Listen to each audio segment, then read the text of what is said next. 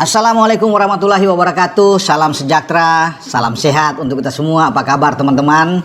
Semoga baik-baik saja bersama seluruh keluarga teman-teman. Dimanapun teman-teman berada, selamat beraktivitas. Semoga hari ini terus diberikan kemudahan, dilancarkan semua rezeki ya untuk kita semua. Amin. Dan tetap semangat.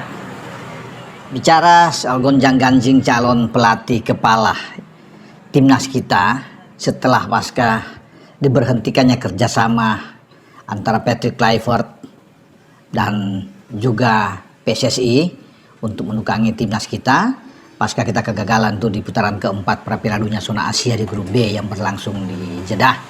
Kita kalah tentunya dari Arab dan Irak. Nah sekarang banyak nama-nama bermunculan ya. Saya juga sudah bilang di video saya sebelumnya ada beberapa nama memang.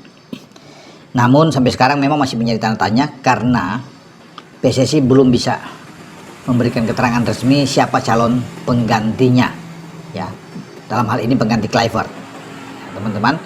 Nah kita akan menghadapi FIFA Match Day di antara tanggal 10 dan tanggal 18 November yang akan datang. Ada 2 laga. Kita juga belum tahu lawan-lawan yang akan disiapkan oleh PSSI untuk menghadapi timnas kita. Apakah kita akan melakoni partai tandang atau akan kembali kita akan menjamu 2 lawan di FIFA Match Day itu, entah di GBK atau mungkin di luar Jakarta atau bahkan mungkin di Kalimantan sana, di Sumatera atau bahkan mungkin di Papua ya, kita tidak tahu teman-teman ya, itu menjadi urusan bagi PSSI. Tapi yang paling hangat tentunya dan panas dalam pembicaraan adalah sosok pelatih, figur terbaik untuk timnas kita ya. Sudah bermunculan nama-nama Jesus Casas, mantan pelatih Irak ya, yang sebelum diganti oleh Graham Arnold sebagai pelatih yang mengenal karakter sepak bola di Asia karena sudah bersama dengan Irak. Juga ada Timur Kapatse yang katanya bisa juga dipakai untuk tim nasional kita ya, termasuk dengan mungkin saya banyak yang meminta kembalinya STY walaupun itu terasa sangat sulit ya, itu sah-sah aja dari penggemar ya yang masih ingin tentunya. Dan banyak pelatih misalnya Giovanni Van Bronckhorst yang saat ini menjadi asistennya Arne Slot di Liverpool. Bisa juga teman-teman dengan misalnya Mark van Bommel. Ini juga punya rekor yang bagus, bahkan jauh lebih bagus dibandingkan dengan Patrick Kluivert untuk CV-nya. Ya, rekornya tuh oke. Sejak dia menangani di PSV dan sampai di Royal Antwerp, saya kira ini pelatih yang oke ya, yang bagus juga kalau diambil. Walaupun ada nama lain yang sempat disodorkan kalau misalnya ini dari Belanda, itu adalah Philip Cocu, tapi saya pikir saya lebih enak itu dengan Mark van Bommel. Namun dari semua itu ya, karena ini pelatih yang dicari adalah sudah mengenal sosok sepak bola Asia juga lebih dekat ya, saya memilih PSSI itu coba mendekati Paulo Bento ya. Ini pelatih asal Portugal yang sudah mengenal banyak dengan karakter sepak bola muda di Asia ya, karena dia 4 tahun menangani Korea Selatan, negaranya Sintayong ya, ini sampai 2022 dia ditangani dari 2018 dan rasio kemenangannya itu tinggi bersama dengan Korea, kan bawa Korea itu ke babak 16 besar di Piala Dunia di Qatar ya, sebelum dia diberhentikan. Kalau saya lihat di sini itu luar biasa ya, bagaimana dia bersama dengan Korea Selatan ya, dengan 57 pertandingan itu hanya 9 kali kalah ya, 35 kemenangan, bagus sekali.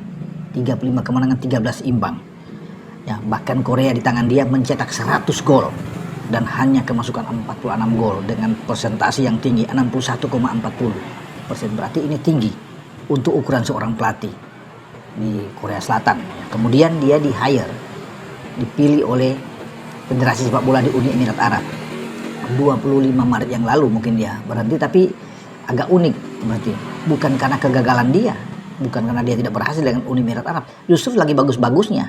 Makanya banyak dikecam juga federasi ketika dia oke di putaran ketiga sedang menatap untuk bersaing dengan Uzbekistan, terpaut angkanya hanya 4 waktu itu di grup A ya, di putaran ketiga tiba-tiba Bento itu diberhentikan padahal dia melakoni pertandingan di grup A itu bersama dengan Uni Emirat Arab, 4 pertandingan di grup A, 3 kali menang, 1 kali kalah.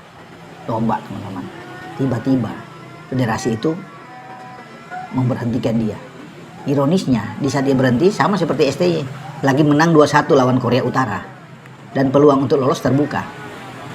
Tapi kemudian kalau STY kemarin kan menang lawan Arab Saudi di Jakarta, kemudian ada pemutusan. Dia menang lawan Korea Utara, tim yang kuat kalau bisa dikatakan. Namun tidak cukup, padahal cuma 1 kali kalah.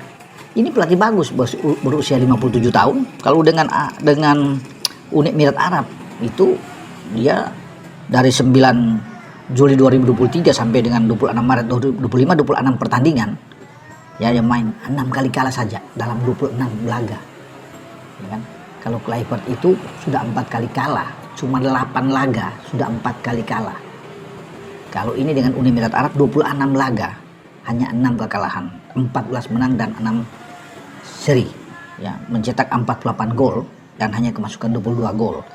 Persentase kemenangannya tinggi juga, 53,85% persentase winnya. Ini ya data-data ini yang harus kita miliki, dan dia bagus. Pernah melatih Cristiano Ronaldo. Dia berada di Piala Dunia 2014 kan, udah 4 tahun dia dari 2010-2014 dengan tim nasional Portugal. Nah kalau sudah pernah menangani tim nasional Portugal ya kita tidak ragukan lagi, tidak terbantahkan lagi.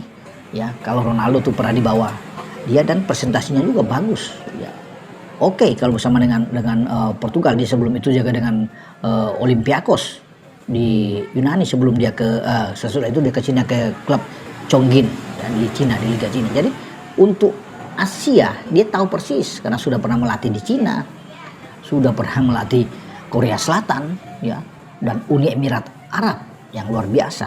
Ya kemudian kita bisa melihat kalau dia di Cruzeiro di Brasil juga, klub salah satu klub papan atas di Brasil, dia pernah ikut menangani. Kalau di Portugal dia menangani 21 September 2010 teman-teman sampai di 2014 11 September itu 47 laga yang ditangani. 47 laga, Portugal hanya 9 kali kalah, 26 menang dan 12 kali imbang dalam 47 laga. Ini bagus kalau bicara di sini ya. Dia bisa dengan 91 gol mereka bisa cetak. Ya, dan hanya 49 gol kemasukan, jadi ada plus 42. Rasio kemenangan bersama dengan tim nasional Portugal top 55,32%. Ini tinggi. Makanya saya ini ingin mengarahkan, cobalah PSSI Pak Erik untuk mendekati Paulo Bento. Itu bisa melihat walaupun nama-nama tadi yang sebut itu oke saja, tapi ini memang punya CV yang tidak terbantahkan. Jadi begitu dia sampai dilihat, orang akan bilang, oh ya benar, ini bagus, pelatih yang baik. Karena tidak mudah kan, saya bilang tadi tim nasional Portugal dia pernah menangani itu dengan presentasi kemenangan yang sangat tinggi ketika Cristiano Ronaldo berada di bawah Paulo Bento dan dia berada di Korea Selatan dan Uni Emirat Arab. Nah, ini pelatih yang saya bilang cocok buat kita ya, untuk kita pakai. Walaupun memang ada nama lagi satu yang bagus, ex pelatih Maroko ya, yang bawa Maroko itu ke 4 besar semifinal Piala Dunia, menciptakan sejarah terbesar, tim Afrika pertama yang lolos ke semifinal Piala Dunia di Qatar waktu itu ya 2022, yaitu Walid Halilhodžić, yaitu yang sekarang berusia 73 tahun kalau nggak salah, itu dari Bosnia and Herzegovina. Nah Walid Halilhodžić ini juga bagus, tentunya punya ya pasti dengan data-data yang bagus dari Walid bisa dicoba juga. Tapi mungkin saja ya Walid tidak sebagus Paulo Bento untuk ukuran melihat tim-tim Asia, yang menangani tim-tim Asia, karena dia lebih kental dengan Asia. Walaupun Walid punya nama besar dan tidak salah kalau mengontak Halilhodžić itu top ya, kalau dia sudah bisa membawa Maroko ke semifinal. Namun Bento juga adalah pelatih yang baik. Saya kira ini bagus untuk di awal ke depan di bulan November untuk FIFA Matchday. Mungkin saja ada caretaker, pelatih yang bisa tangani ya. Bisa saja diambil misalnya Bernardo Tavares yang sedang nganggur saat ini, ex pelatih PSM untuk sementara, juga dari Portugal, menangani misalnya contoh untuk di FIFA Matchday 2 pertandingan kalau memang belum mendapatkan pelatih yang permanen, sambil menyiapkan Paulo Bento misalnya. Itu terjadi dan ada kesepakatan ya, saya pikir harganya juga tidak tinggi-tinggi amat ya, samalah seperti yang dicapai oleh Patrick Kluivert dengan gaji yang mirip-mirip juga tinggal negosiasi yang harus dilakukan oleh PSSI. Dan saya rasa sambil menunggu dia, mungkin dia tersedia pada tahun depan katakan, jadi awal tahun depan, untuk mempersiapkan di FIFA Matchday bulan Maret, karena ada bulan Juni juga FIFA Matchday, di September, Oktober, dan November juga ada FIFA Matchday. Mungkin ada 12 laga ke depan dihitung dari 2 pertandingan di November nanti ini. Nah, mungkin itu kami jadi tugas bagi Paulo Bento jika benar-benar dia akan hadir. Tapi semua berpulang, keputusan ada di PSSI, di Exco yang melihat ini, juga dengan Ketua Umum Pak Erick Thohir. Sampai di sini saya berbicara tentang figur pelatih yang pas buat tim nasional kita. Silakan PSSI yang memilih. Ciao.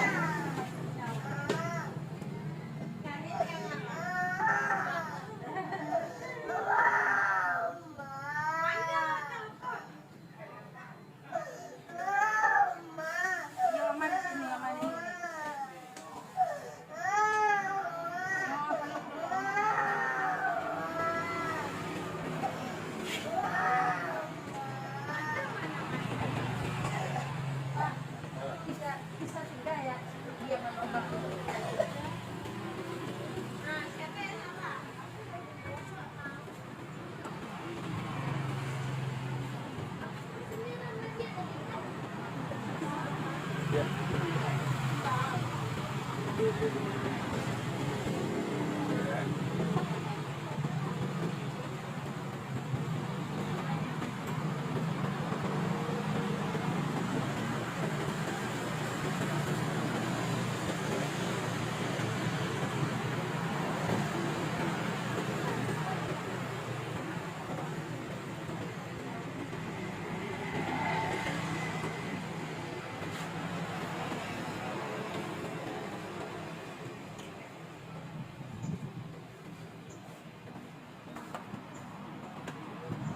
Beep.